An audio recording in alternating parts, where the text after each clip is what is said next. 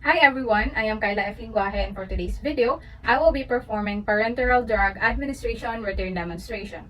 So this is done in order to allow easier absorption of medications, especially for those patients who are nauseated, vomiting, restricted taking oral fluids, and unable to swallow. So first is we need to check the doctor's order on the MAR. This is to confirm the medication ordered. Now check the label against the MAR. This is to check if the correct medication is being prepared. Now follow the 3 checks when administering medication. First is to read the label when taken into the medication cart, then before and after administering medication. Then organize the equipment. This is to promote the efficiency of the procedure. So first, let us begin. Now first, let us perform hand hygiene. This is to prevent infection and cross-contamination. So now for preparing for intramuscular injection, first is we need to confirm.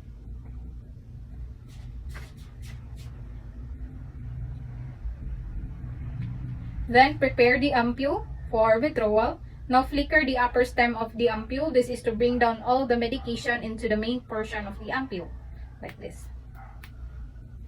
Now place a sterile gauze pad into the neck of the ampule.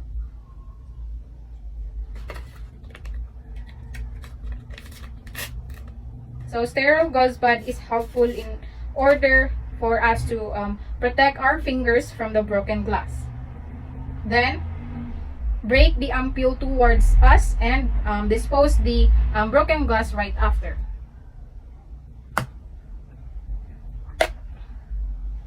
Now place the ampule into the flat surface, and then get a syringe and open the packaging and make sure to only touch the barrel and the plunger of the syringe. This is to avoid contaminating the needle. Then remove the needle and attach the filter needle firmly into our syringe.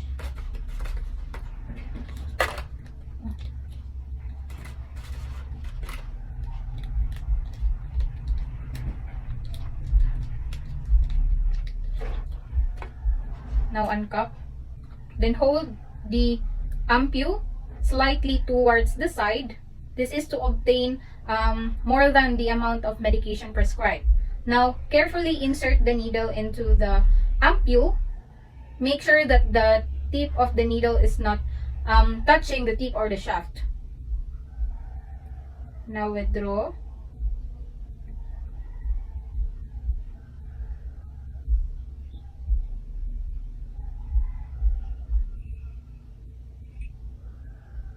And then recap.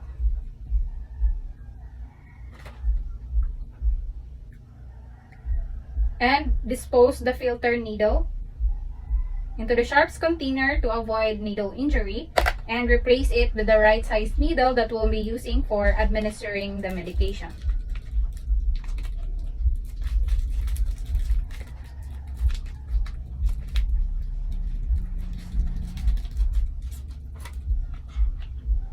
Then make sure to write the medication ticket, the dosage, and the drug name. This is for us to won't forget what is the medication is being prepared. So upon entering the patient's room, make sure to perform hand washing to prevent infection and cross-contamination.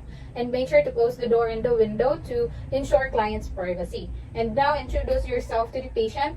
Verify the patient's identity and explain the procedure to the patient to gain her trust and full cooperation. So hello ma'am, good morning. I am Kyla Linguaje, your student nurse for today. May I see your wristband please?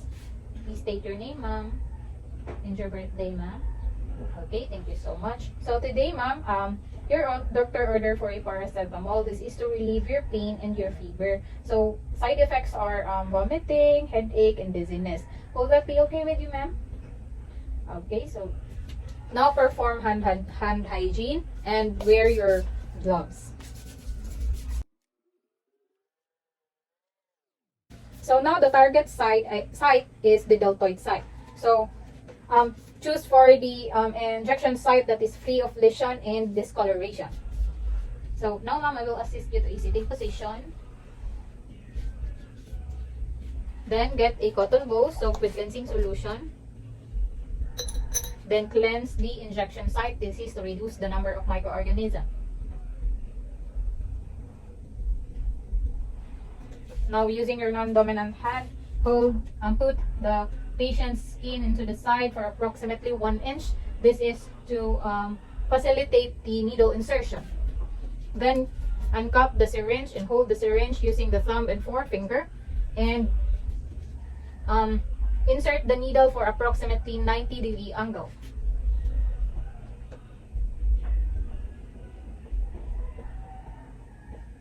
Then withdraw the needle with the same angle of insertion. This is to make sure or to minimize tissue damage and to minimize patient's discomfort. Then discard the needle into the sharps container to avoid needle injury. Now apply a cotton ball and apply gentle pressure.